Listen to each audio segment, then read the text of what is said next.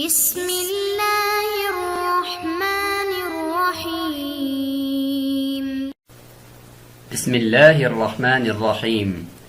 عزیز طلبہ کرام، اللہ تعالیٰ سے امید کرتا ہوں کہ آپ تمام احباب خیر و عافیت سے ہوں گے۔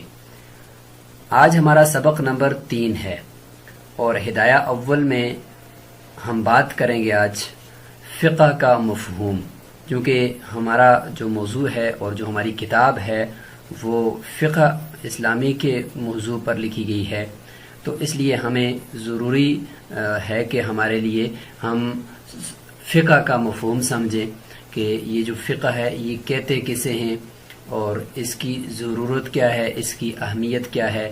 تو ان سب چیزوں سے متعلق جاننے کے لیے آج کا یہ ہمارا سبق آپ ملاحظہ فرمائیں۔ تو چلتے ہیں، ہم اپنے سبق کو باقاعدہ سے شروع کرتے ہیں اور دیکھتے ہیں اس میں کہ آج ہم فقہ کے مفہوم میں کیا کچھ سمجھنے والے ہیں۔ تو فقہ کا جو مفہوم ہے، فقہ سے مراد ایسا علم جس میں ان شرعی احکام سے بحث ہوتی ہو جن کا تعلق عمل سے ہے اور جن کو تفصیلی دلائل سے حاصل کیا جاتا ہے۔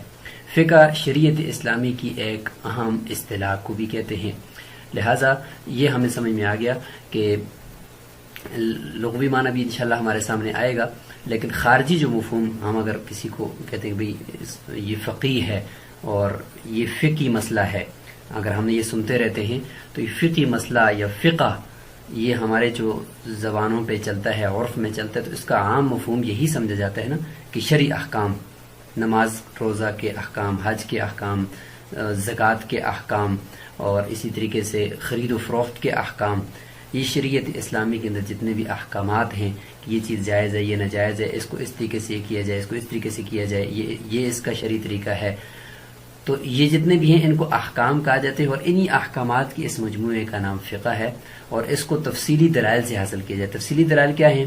وہ قرآن، حدیث، اجماع اور قیاس ہوتے ہیں، تو یہ اس کا خارجی مفہوم ہے۔ اب ہم اگر اس کے لغوی معنی کی طرف آتے ہیں تو لغوی معنی آپ کے سامنے یہاں پہ موجود ہے کہ فقہ کا لغوی معنی ہے کسی شے کا جاننا اور اس کی معرفت و فہم حاصل کرنا، یہ اس کا لغوی معنی ہے۔ فقہ یفقہ، یہ اگر ہم استعمال کریں اس کو کرم یکرم سے، تو اس کا معنی ہوتا ہے سمجھنا اور جاننا۔ اصطلاحی معنی اگر دیکھیں تو امام ابو حنیفہ رحمۃ اللہ علیہ نے اس کی یہ تعریف کی ہے کہ الفقہ معرفت النفس ما لها وما علیہا، یعنی فقہ نفس کے حقوق اور فرائض و واجبات جاننے کا نام ہے۔ بالعموم فقہائے کرام فقہ کی اصطلاحی تعریف بیان کرتے ہوئے اس طرح بھی فرماتے ہیں کہ العلم بالاحکام الشرعیۃ العملیہ من ادلتها التفصیلیہ، یعنی احکام فرعیہ، شرعیہ، عملیہ، یعنی ایسے احکام جو فرعی احکام ہیں، اصولی احکام تو وہ عقائد میں چلے جائیں گے نا، وہ تو عقائد ہیں۔ عقائد کے علاوہ جو فرعیہ ایسے احکام جو شرعی احکام جو عملاً ہم پریکٹیکلی لائف میں کر رہے ہوتے ہیں، جن کو تفصیلی دلائل سے حاصل کیا جاتا ہے، اور تفصیلی دلائل یعنی قرآن، حدیث اور اجماع اور قیاس جو 4 دلائل ہیں ان سے جو ان کو حاصل کیا جاتا ہے، تو ان احکام شرعیہ کو جاننے کا نام یہ فقہ ہے۔ اس کے تعریفیں دیکھ لی۔ اب ان اصطلاحی تعریفوں میں شرعی احکام ہم نے پڑھا کہ احکام شرعیۃ العملیہ، تو شرعی احکام سے کیا مراد ہے؟ فرماتے ہیں کہ شرعی احکام سے مراد مکلف کے افعال پر شریعت کی جانب سے جو حکم اور صفت مرتب ہوتی ہے وہ مراد ہے۔ شرعی احکام کا یہ مطلب ہے کہ جو مکلف کام کرتا ہے، جو فعل کرتا ہے، وہ فعل آیا جائز ہے یا ناجائز ہے یا مباح ہے یا مکروہ ہے یا حرام ہے، تو اس کام کے اوپر جو حکم لگتا ہے، جائز، ناجائز، مستحب، مباح کا، اس کا نام ہے یعنی شرعی احکام، اس کے اوپر جو ہم مرتب کرتے ہیں، جیسے کسی عمل کا فرض، واجب، مستحب یا مباح یا اسی طرح حرام و مکروہ ہونا۔ اور تفصیلی دلائل کا مطلب یہ ہے کہ یہ مسئلہ کس دلیل شرعی پر مبنی ہے۔ تفصیلی دلائل یعنی یہ آپ نے کس سے، قرآن سے حاصل کیا یا کسی حدیث سے استنباط اس کا استخراج کیا ہے یا اجماع امت سے ہے یا قیاس علت کو دیکھا کہ قرآن مجید کے اندر ایک علت پائی جاتی تھی اور اس مسئلے کے اندر بھی وہی علت ہے، لہٰذا اس علت کو دیکھتے ہوئے اگر قرآن میں اس مسئلے کی علت کی وجہ سے اس کو جائز قرار دیا ہے تو آپ کسی اور مسئلے کو اس پہ قیاس کر کے اس کو جائز قرار دے سکتے ہیں. اگر وہاں پہ ناجائز قرار دیا تو آپ کسی اور مسئلے کو اسی علت کے اوپر قیاس کرتے ہوئے اگر وہ علت کسی دوسرے مسئلے کے اندر پائی جاتی ہے تو آپ اس کو ناجائز قرار دے سکتے ہیں. تو اس کو کہتے ہیں قیاس.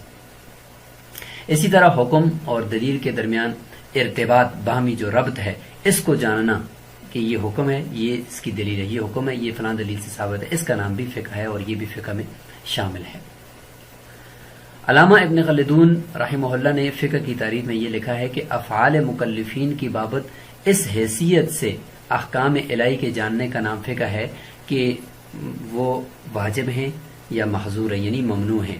ممنوع اور حرام، مستحب اور مباح یا مکروہ، اس طریقے سے مکلفین کے افعال کو جاننا کہ یہ فعل اس کا مکروہ ہے، یہ مباح ہے، یہ مکلف کا فعل یہ ممنوع ہے، یہ حرام ہے، یہ مستحب ہے، یہ جائز ہے، یہ ناجائز ہے، یہ واجب ہے، یہ فرض ہے.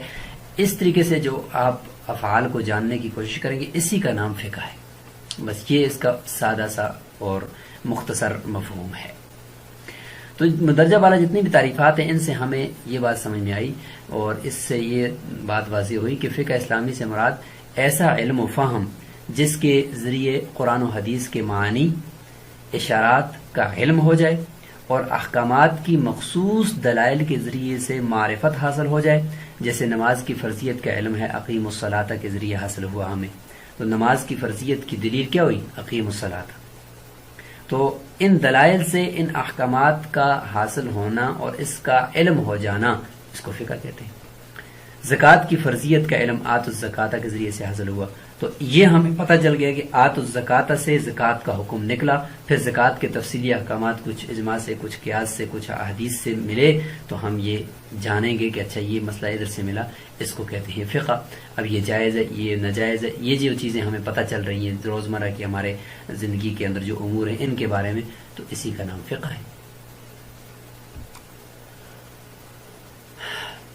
فقہ کا لفظ قرآن کریم میں بھی موجود ہے.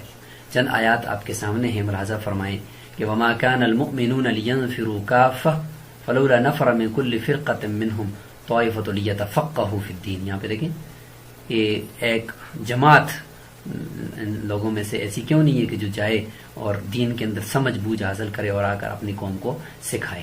تو یہ سورہ احزاب آیت نمبر 122. اس طریقے سے سورہ ہود کے اندر ہے کہ قالوا یا شعیب ما نفقہ کثیرا مما تقول، ما نفقہ، ہم نہیں سمجھتے جو کچھ تم کہتے ہو، ہمیں زیادہ سمجھ میں آنے والی بات نہیں ہے. تو دیکھیں فقہ کا لفظ یہاں پہ استعمال سمجھ کے معنی میں ہے. ذالک بانہم آمنوا ثم کفروا وطبع علی قلوبہم فہم لا یفقہون. یہاں پہ دیکھیں سورہ منافقون میں آیت نمبر 3 میں لا یفقہون یعنی ان کو کوئی سمجھ بوجھ نہیں ہے. تو یہاں پہ بھی سمجھ کے معنی میں یہ استعمال ہوا ہے. اس طریقے سے اینما تکونوا یدرککم الموت ولو کنتم فی بروج